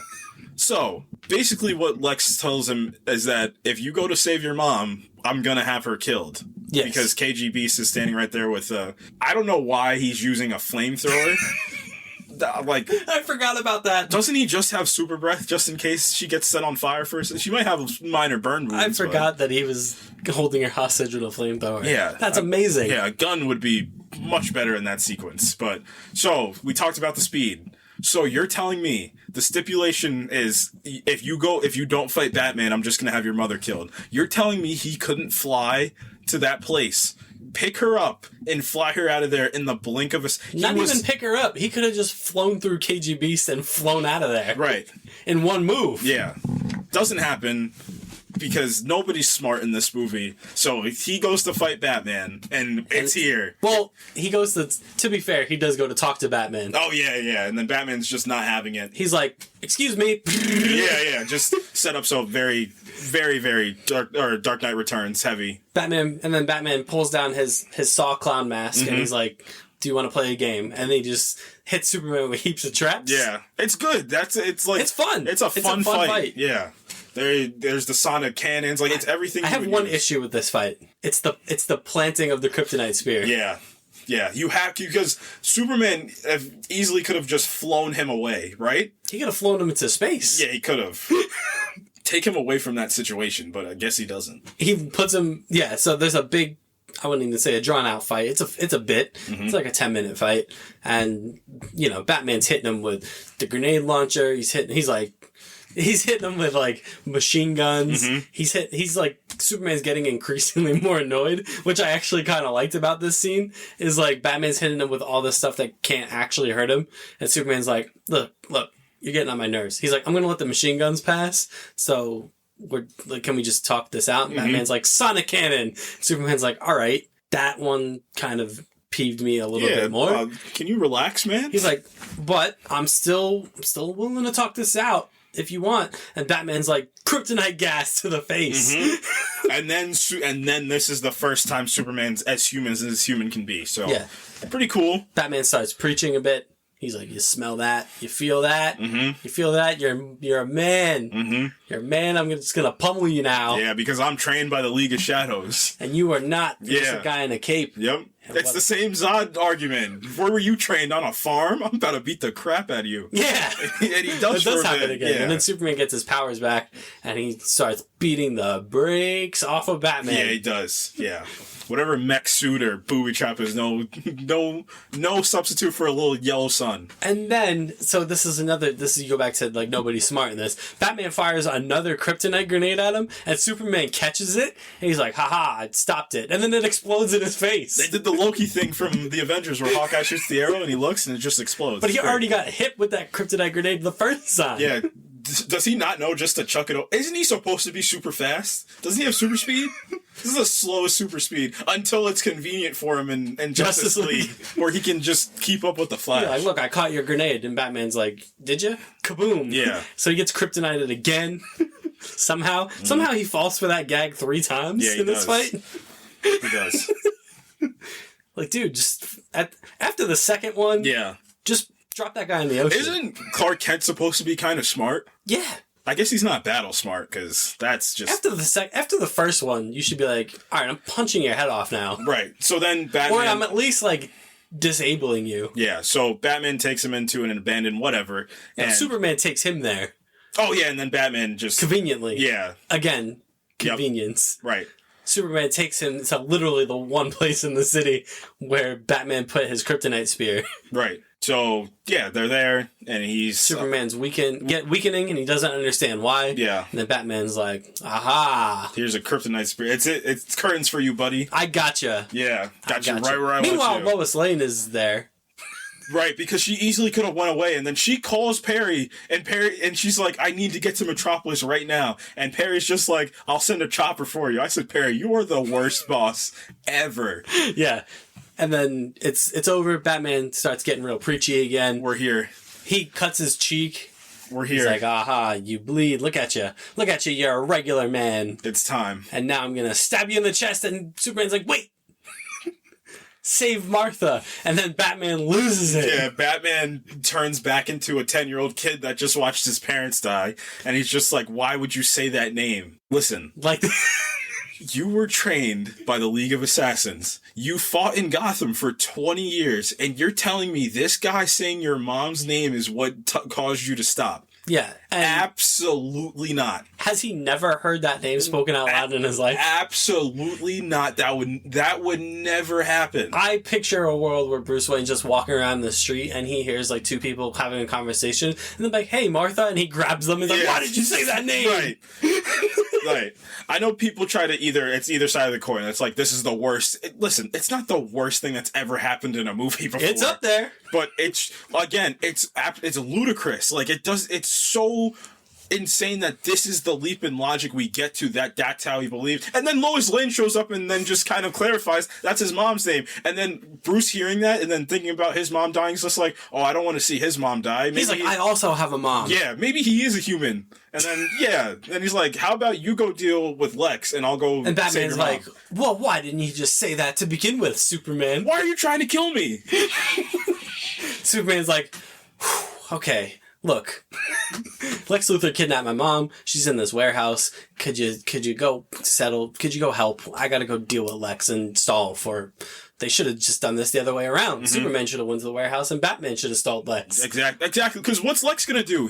Lex did have Doomsday in his defense. We don't know that. Exactly. That's right. So we don't know that. So yeah, Superman easily could have. We do know that because we saw the trailers, but we don't know that right now. Yeah, Superman could have easily just saved his mom. He could have done. Okay, Batman easily just could have been taken out of this movie at this point, and nothing would have changed. Correct. Right. Because he certainly doesn't do anything in the Doomsday fight. No, he doesn't. But, however, what we get as a result of this... Thank God. Because is, like I said earlier, the sickest Batman live-action sequence of all time. So good. He's using all the tricks. This is the Arkham Batman. This is Arkham Batman. He's flipping over tables. Gadgets. Does he use the bats? Does he use bats? I can't remember. Maybe he does use the bats. I think he uses bats. He kills a couple more people, for sure. Yeah, he flies in on the Batwing and is just killing everybody before he gets there. So he blows up KG Beast. Doesn't he push him into like an elevator and then like a grenade falls in? Not the KGBs, it's just some other guys, but he shoots the flamethrower. Yeah, so it explodes. He kicks him out the window or something. Right, and then he has the George Clooney cape that's heat resistant. Yeah. And then, so he saves Superman's mom, and he's big joke moment for Batman. Yeah. I'm a friend of your son's. Mm-hmm. And she's just like, I know, because of the cape. Because every superhero wears a cape, I guess. Except for the third one that's in this movie. Every superhero who's friends with Superman wears a cape. Right. So great fight sequence. Really captures what Batman is to these criminals across Gotham and the world. So then Superman's like, you've lost, Lex Luthor. Yeah, It's over, Lex Luthor. I have the high ground. And then Lex was like, you underestimate my doomsday. He literally says, what's the line? He's just like, your doomsday. Or there's more before it. Yeah. So General Zod's back. Yeah, but not as General Zod. No, he's Doomsday now. He's the titular villain of Superman. That's the only one that's killed Superman. So if you thought this movie already didn't have enough, we got more movie for you. Yeah. Right. We got a whole nother fight. Yeah, we do. We do. Not only did we have a fight between the two of them, and it wasn't the crux of the story, and then we had a fight with Batman, it wasn't the crux of the story. Now we got to get Superman and Wonder Woman and Batman involved. So Doomsday and Superman are fighting. Batman is roped into this, and Batman's like, whoa, buddy, this is above my pay grade. Yeah, and they do the thing where they're on Stryker's Island, it's uninhabited because Man of Steel happened, and they're like, maybe we shouldn't just kill a whole bunch of people again.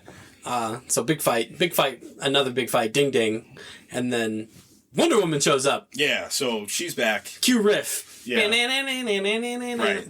Best score in the whole movie. Yeah, that Hans Zimmer piece is really good. So, Wonder Woman's there, and she should be leading the Justice League. She's so good. Yeah, she is. She's amazing. So, basically, Batman's flying around the Batwing trying to distract Doomsday, and it doesn't work because he's just a guy with some money. Yeah, Doomsday swats the Batplane out of the sky like a fly swatter. About to kill him. And Batman's like, oh, no. Yeah. And then Wonder Woman just deflects the blast. I was like, oh, okay.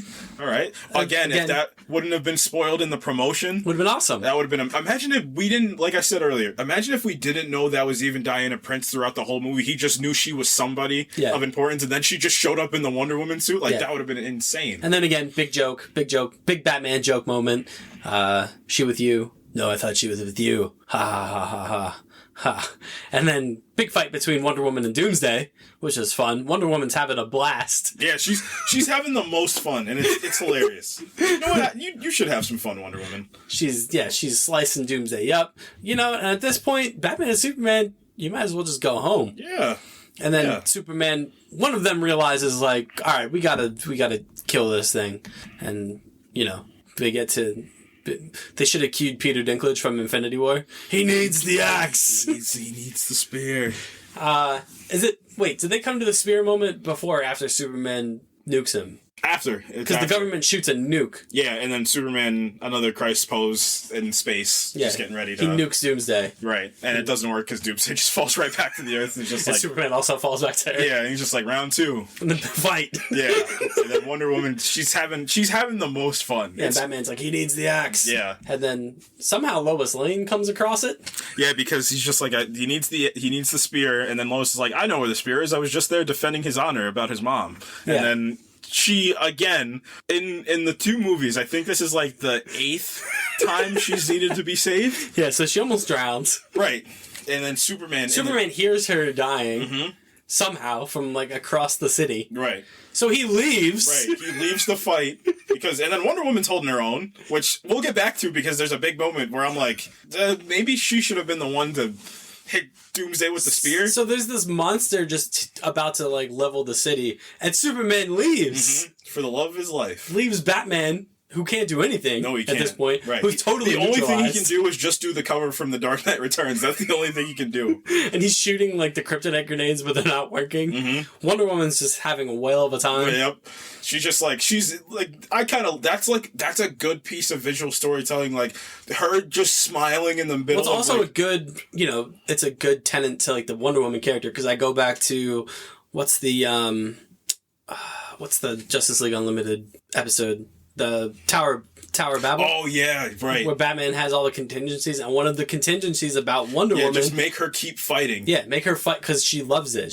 She loves proving her, prowess in battle. The goddess of war. Yeah, so you get that from this fight with Doomsday. Then Superman shows up. He's like, I've got this kryptonite spear, and it's quickly weakening me. I need to be the one to end this. Yeah, because death of Superman. Yeah, because I need to finish this arc. Yeah.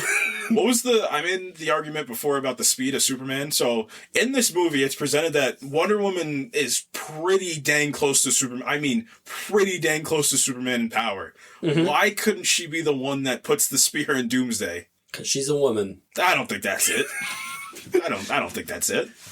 Yeah, because, she knows her way around a spear. Yeah, and again, that goes back to, like, Superman not having any power and not being able to fight. Like, I guarantee you, if Wonder Woman didn't have any power, she would be Black Widow. She would just be able to fight. Like, now her with some power... Yeah.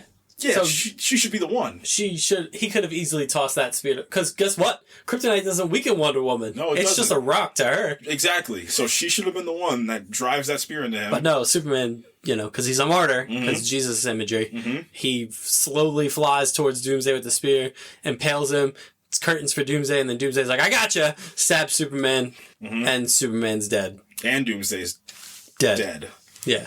So yeah, that's Batman vs. Superman. We get the big funeral for the world, and again, this movie would have been cool. Like, okay, so I'll never agree with them killing, that's like killing Iron Man in Iron Man 2.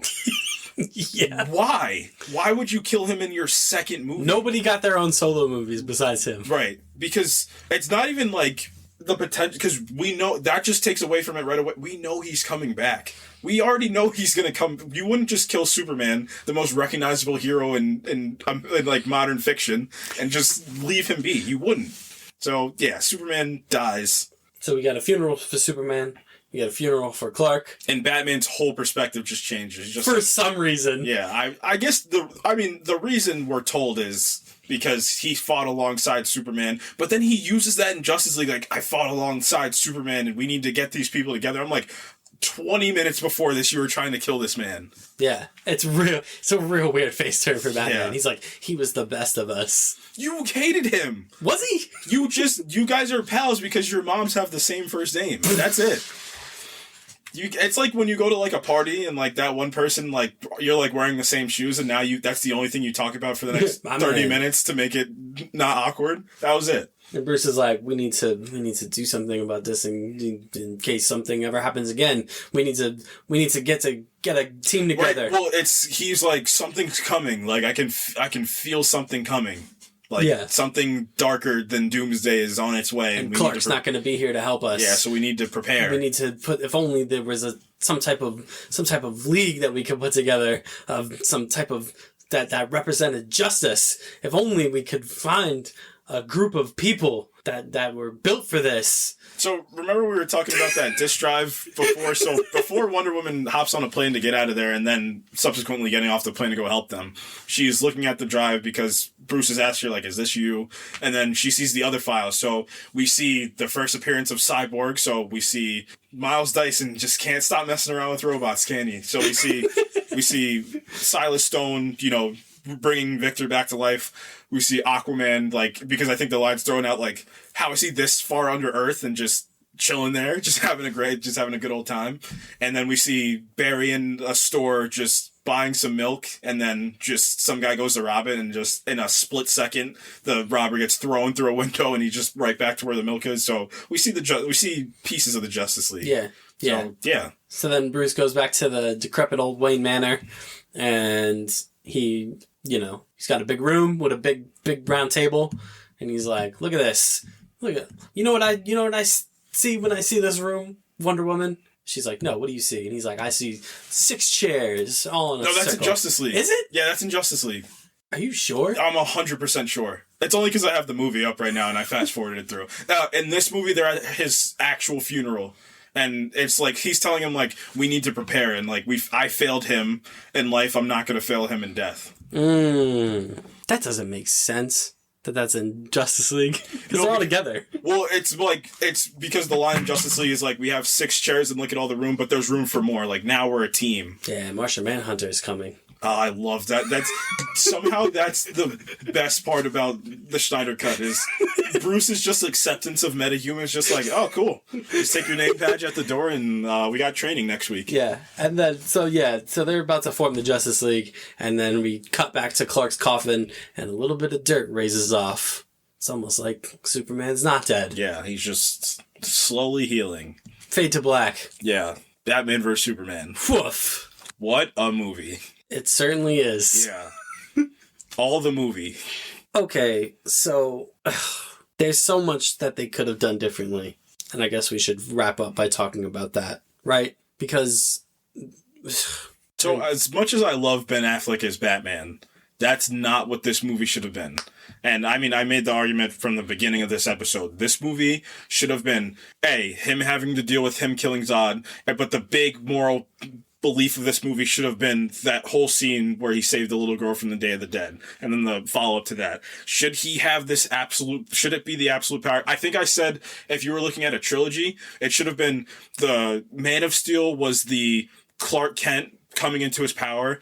This Batman vs. Superman, which should have been Man of Steel 2, should be the world's perception of Superman. And it's like, I think I said Man of Steel should be Clark's perception of Superman. This movie should have been the world's perception of Superman, and Man of Steel 3 should have been the actual perception of Superman, where he needs to be both. He needs to be this beacon of hope for the entire world and the universe, and to lead other people. Like, it should have been Man of Steel 2, then your Justice League movie, then 3. And then you could kill him, because imagine if you earned everything and he was alive, fought through all these things, and then he died afterwards. Yeah, I just remember seeing this movie in theaters, and when Doomsday kills him, I'm just like, come on. Yeah, he's not dead. Like, it didn't have any type of emotional weight. No. At all. Because I knew this guy for, like, it feels like 20 minutes. Mm-hmm. And he had no character, development, or he didn't have any character emotion to latch onto in this movie to have you kind of hit that emotional punch. He should have been your linchpin to this entire Justice League extended universe. Right. He should have been your Iron Man. He should have been the one you build the whole thing around. Because, even for the other side, it's like all the tech thrown out in this whole universe came from Kryptonite, or came from Krypton, just like in the Marvel movies. Like, everything's Stark tech there, so it should have been the same thing. Yeah, you could have slid Ben Affleck in his own solo movie. Yeah. Before you got to this. Mm-hmm. And you probably could have swapped Wonder Woman in the Justice League movie. The only thing that that I won't know that'll work is I don't know, maybe Zack Snyder's like, I'll just do Wonder Woman 2. That's the only thing that I think of too, because I don't know if Patty Jenkins gets Wonder Woman if it's reversed. Like if you do a Man of Steel and a Man of Steel 2 and a Batman, I don't know, because at some point we're going to talk about the first Wonder Woman movie and how good it is. So... But they just rushed everything because they were trying to play catch up. We've talked about this, I don't know, a handful of times about how when they try and play catch up with Marvel, it usually doesn't work. No. Because it usually comes from a place of inauthenticity. And I think that inauthenticity comes from the studio. I don't think it comes from Zack Schneider. No, I agree. I think that's always where the whole thing butts heads. It's whenever Zack's at odds with the studio, it's when things always go bad. Yeah. And I think this is the absolute storm of this. And then, I mean, if this is the storm, then the absolute just like asteroid is the Justice League 2017 movie, which has a different stipulation, but... It's crazy to me that you had Affleck and you never got a Batman movie out of him. You have Henry Cavill, you don't get a second Man of Steel movie. Like, it's just, this whole universe... It's inconceivable. It doesn't make any sense. Yeah, this whole universe is wasted potential. And, you know, the analog, honestly, is if you... There's not even an analog you could do with Marvel, because it would have been doing Iron Man and then doing the Avengers. Right. Or it would have been doing Iron Man, then doing Captain America Civil War, and then doing the Avengers. And then killing Iron Man in the second movie. Like, or Captain America, whatever. Or just, I don't know. Why? Why are we here? Yeah. It's such a crazy leap. Yeah. I don't get it. And they got no closer to solving this problem. No, they did not. Because now we have no more Superman. No, Superman's gone. Batman is another Batman, but also there's two more Batman. Right, so we're getting Robert Pattinson as best. So it's like a fresh new Batman, but also we're dealing with the... So apparently, because I guess we have to talk about the Flash movie rumor that this is going to undo the entire Zack Snyder trilogy, which I don't think they're going to do because... I don't think they're going to do that either. Yeah, because people would be up in arms if that were the case. So in this Flash movie, you have Ezra Miller, who's back from Justice League. You have Ben Affleck, amazingly, is coming back as Batman. Which is so he said it's the last time, which is really disappointing and sad, but... Yeah, so he's been in 3 movies, 4 if you count the Snyder Cut, and not a single one of them was a Batman movie. Right. Crazy. And then Michael Keaton is coming back. Yeah, because Spider-Man No Way Home. Like, just stop. Just, son, just don't. Yeah. Someone needs to go to Warner Brothers and be like, just don't. Don't.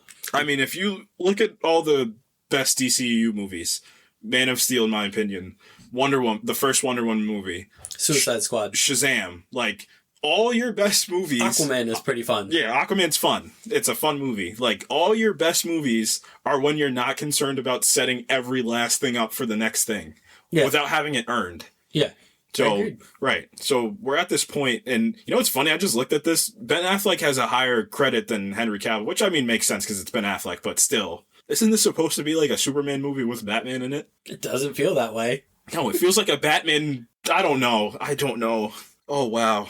That really hurt my mind. And it's funny, before we hopped on and we were texting about this, I was like, this movie's not as bad as people made it out to be. And then I rewatched it and I was like, oh, wow. Wait, it might be worse. Yeah, there's a lot of this stuff doesn't... Because I think I was focused on all the cool moments, like the should there be a Superman sequence, there are the some Wonder good Woman moments sequence. Yeah. There's some genuinely good moments in this, but there's just so much going on. Like, I mean, if you listen to us talk through that... Like, yeah, because we've talked through other movies, which apparently some of these other movies that we talked about do have plots that other people don't like as much, but we're able to definitively go through those plots. Like, we had to jump around so much to just make sure things made sense for people. And then, like, you think it climaxes at Batman vs. Superman, but then Doomsday shows up. Right. And it's like, you gotta... Like... If you had to 3-act structure this movie, it's hard to make the delineation. Right. Because the first act ends with... What does the first act even end with? The first act... So the first act ends with the party, right? I guess. Yeah, so the first act ends with the party, and it ends with the should there be a Superman sequence. The second act goes from the nightmare... So the second act goes from the... I guess... Jeez. The second act goes from... The Senate hearing?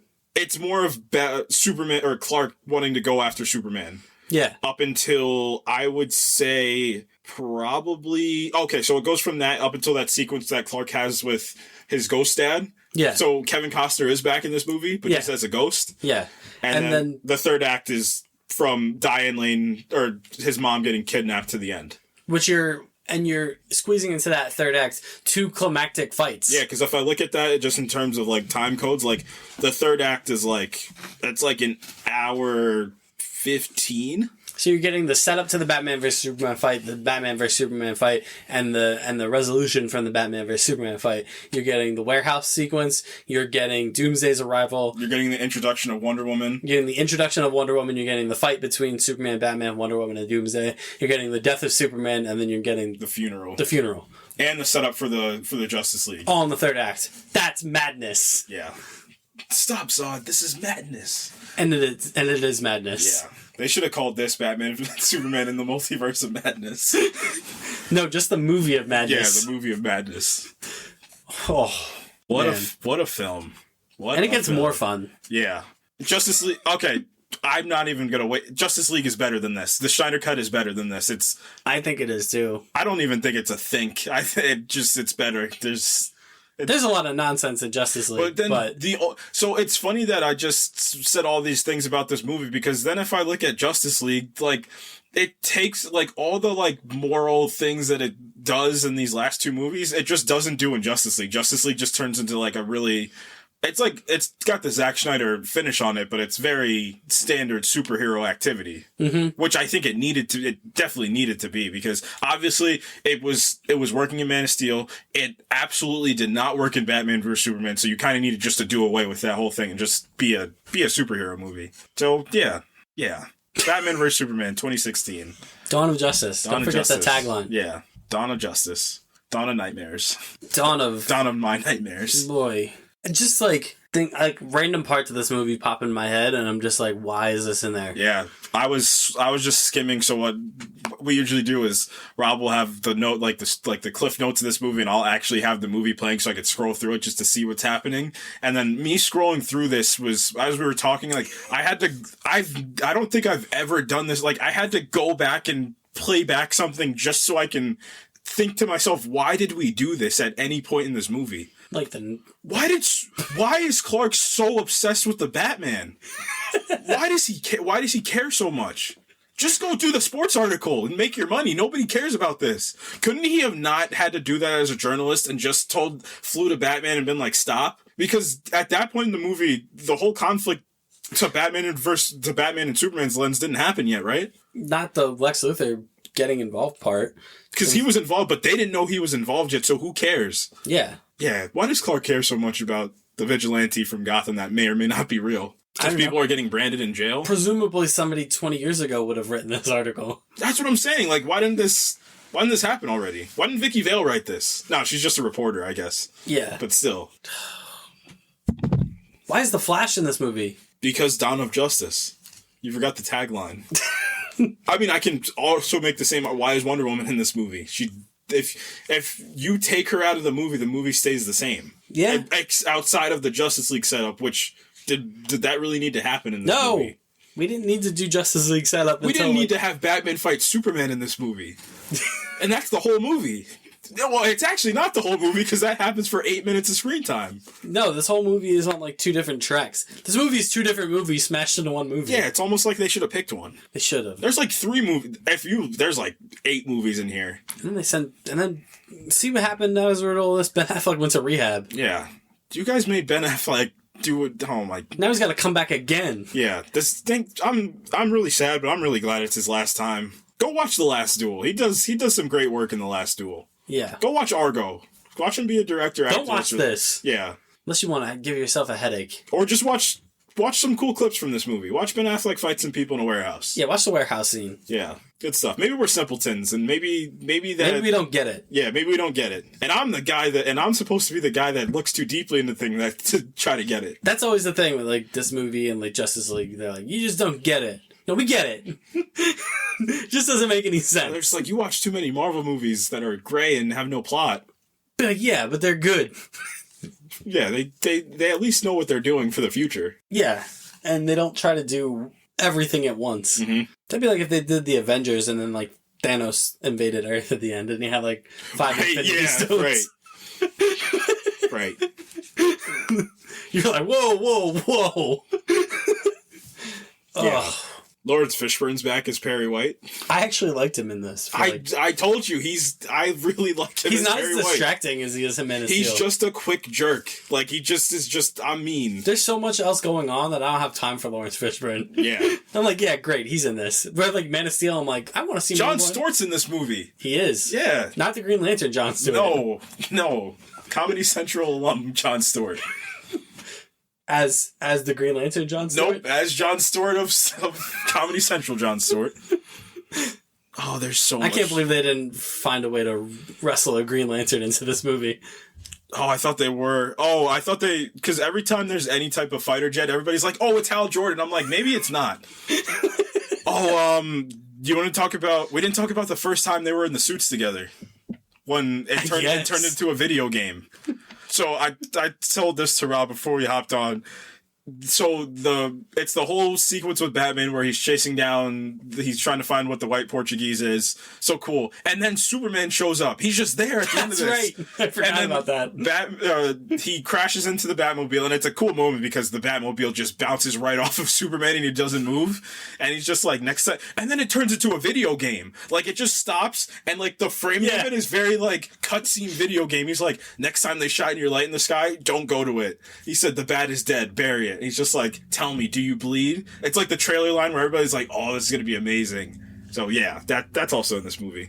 That happens twice. That also happens in the Ultimate Cut with the woman, I guess the girlfriend of the guy that got branded by Batman in the beginning of this movie, because now her husband's dead. So I guess that's why Clark's doing. But again, somebody else can do this, man. Or you can just Superman it real quick, take 5 minutes of your time and deal with this and be gone. Just snap Batman's neck. Yeah, you already did it before. Do it again. So yeah, it's another cutscene moment in this movie where like she turns into a legit NPC and is just like, that's the judge. He's like, his word is law, whatever it is. And I'm like, why? This is so weird. Like, this line delivery is so weird. Yeah. Wonder Woman and Batman have like a weird, like a fun sequence where like he knows that she's not what she's saying that she is, but she's very coy about it. It's fun stuff. I'm literally just scrolling through to see if I can find anything. I can't believe Batman has the audacity to say that he regrets failing Superman in life and that he won't fail him in death. It was literally like 20 minutes. How dare you, sir? Ago, you had this man dead to rights. Not even your trusted butler Alfred could talk you out of what you were gonna do, and you were right there, and you didn't do it, dude. Yeah, yeah, we gotta go, because otherwise we're gonna just talk in circles. Yeah, yeah. They shave Lex Luthor's head at the end of this. Jeez, why did they shave his head? There was no reason. They just shaved his head. Because he went mad? Can we get because I'm too lazy to look this up right now. Can somebody, is that something that happens in prison if you have long hair? Do they shave it? Not like bald. Yeah, they just shaved him. Because he's Lex Luthor. You know what? Maybe if you start your bald characters off bald, because I'm also thinking about another movie that came out this year, X-Men Apocalypse, which I just watched recently, where James McAvoy's head also goes bald because of energy. Comic books are so stupid. They're the dumbest things to ever be made, and that's why I love them so much. Why does he go bald? Yeah. They're like, hey, you don't look like comic book Lex Luthor. Right. You need to shape up, man. Batman visits Lex Luthor at the end of this movie, and he's about to brand him, but he doesn't. Because he... Yeah, and then we forgot about the Lex Luthor, he finding out about, Darkseid and Steppenwolf and, the invasion that's inevitably going to happen. Oh, from the ship, yeah. Yeah, from the ship, because Krypton has all this knowledge. Whatever, dude. But why did they never invade Krypton if that's the case? Because Darkseid's like, I've conquered 1,000 worlds in Justice League, or Steppenwolf says it. I'm like, it's not like if you're on Krypton you have powers. You don't have powers if you're on Krypton. Maybe that's why he didn't care. Yeah, true. No resistance. But aren't they supposed to... Isn't Krypton supposed to be, the most technologically advanced, like one of the most technically... Maybe he knew the anti-life equation wasn't there? Yeah, he's just like, oh, that's all I want. I just need the anti-life equation. And then it exploded, so he was like, well, problem solved. Yeah, that took care of itself. That was awesome. But also... Oh, see, now I'm dovetailing into Justice League. They're all afraid of Kryptonians. Yeah, they are. But then how do they know? Because, like I just said, like, if you're on Krypton, you don't have powers. You're just a normal person. Yeah, but then they wait to invade Earth until Superman's dead. They could have just went right back to Earth because, yeah, couldn't you have just made some more parademons and just went right back to Earth? I mean, the comic thing is, like, Darkseid gets more powerful as time goes on. So... Same. Yeah. Like all of us do. Yeah, right. Cool. All right. Anyway, we're done with this movie. I'm putting in... What's the Kylo Ren quote? Let the past die. Yeah. Kill it if you have to. Yeah, we're killing Batman vs. Superman: Dawn of Justice. All right. You can follow us on Twitter at ProjectINF_pod. You can follow us on Facebook. Like and subscribe and share and all that good stuff. You can follow us on Instagram at The Project Infinite Pod. Thank you. Next week, Justice League. Not the 2017 one. Yeah, we're just we're going to talk about that, obviously, because you don't get the Snyder cut without that, right? Everything that happened before it. Yeah, but we're talking about this is the Snyder trilogy retrospective reviews. Yeah. Remember when Bucky kicked that guy in Captain America Winter Soldier into that rotor? Maybe Iron Man was right. He killed that man dead. Yeah. Cool. So the Knights of Ren. Yeah. No, I'm kidding. No, we're not talking about the Knights of Ren. Maybe we should talk about Winter Soldier soon. Knights of Ren retrospective. Yeah. It's going to be this episode's going to be 7 minutes long. Axe guy. Yeah. It's just this is all just gonna get to you just saying what type of weapon they have, and then that little shoulder shrug from Kylo Ren and Rise of Skywalker, and then they're dead. Oh man. Whew. You guys better get ready for some slow motion next week. We might just record it in slow half motion. Speed. Yeah. You have to listen to our episode next week in half speed to get the full effect. The full effect. Yeah. As we intended. Right. That's what I'm gonna do next week. Before the episode starts, I'm gonna say this episode was recorded in a half speed to preserve Zack Snyder's vision. I was watching the Snyder Cut and I was pretty excited for it, and then that popped up on the screen and I was like, listen, as somebody that wants to make movies, cool, but why would you just say that? That's like Martin Scorsese shot this movie, or Quentin Tarantino shot this movie on film to preserve his vision. Yeah. Oh man, the Alfred of the podcast, everybody. If it's Jeremy Irons, I'll take it. You ever see? So I guess if you're good, because you're gonna ask me, I'm the Flash in the sequence where I know what's gonna happen. So you're gonna ask me what I've been watching, but I want to take this time to talk about The Watchmen, possibly one of the greatest TV shows I've ever seen in my entire life. Mm-hmm. Also, very sad to talk about Regina King's son, which I just heard about. That was very horrific about her son passing away in the last couple days, but. Man, she gave one of my favorite performances ever as... Who was she? She was... I forget what her name was in Watchmen. But, yeah, that Watchmen was a traditional follow-up to the Watchmen comic, not to Zack Snyder's Watchmen. So, yeah, that show was perfect timing for the world we lived in. It was very self-aware of itself, but it really, like... Where the Watchmen is like, because the Watchmen's the only comic that's on the Times 100 for the 1900s. It's the only one. Like, this feels like the proper send-off to it. It's like all the HBO budget was thrown at that show. It was well-produced, and because what I was getting at is Jeremy Irons as Ozymandias is just, he's incredible. Mm-hmm. So, like, there's this part in the show where they just throw you to, because you don't know where you are, but you know something's not right. Like, you're like somewhere else. You know you're not like in America or wherever. Where are they? Are they in America or are they in Saigon? Or does she move from Saigon? I think she moves. Yeah. Right. But yeah, you know you're not like where you're supposed to be. You think you're on like the English countryside, but something's just not right. And then you find out where are they, in Saturn or something? Yeah. Right. And then it's just him just being this like deranged anti-hero turned villain for an extended period of time, just driving himself crazy to try to figure out the most impossible thing is just amazing to watch. But yeah, Watchmen 2019, I believe. Yeah, go watch that. That is amazing. Yeah, that's really good. Incredible superhero content. Some of the best you'll ever find. And just one season, and that's it. The showrunner said, we're not doing anything else. This is it. Yeah. Yeah. Good on him, too. Mm-hmm. Sometimes these stories don't need to be setting up for something else. Sometimes they should just be what they are. Yeah, Batman v Superman, Dawn of Justice. Man, the Batman of the podcast. Just going right for the kill without any prior knowledge. Nope. Alright, guys. We're done. I'm done. I'm exhausted. This podcast exhausted me. Yeah. Yeah. There were so many emotions. Yeah. This is the first movie we've talked about that made me angry. So, at Clark's funeral, right? Wait a second.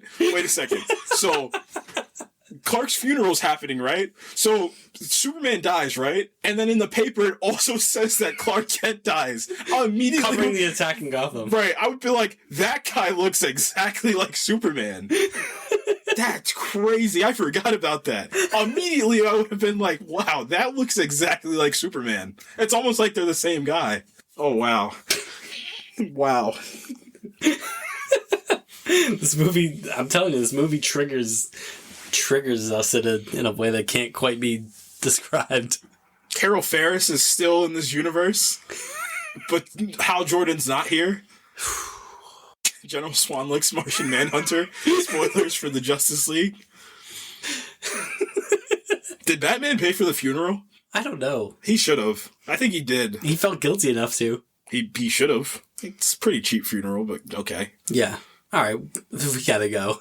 Unless you have any other outbursts. Yeah, the priest from Man of Steel is the one that's giving his service. That's fun. Yeah, that's a good bit. That's a fun bit of continuity in a movie that is littered with no continuity. This movie starts with a funeral and ends with a funeral. Oh, it's like a Spider-Man movie. Yeah.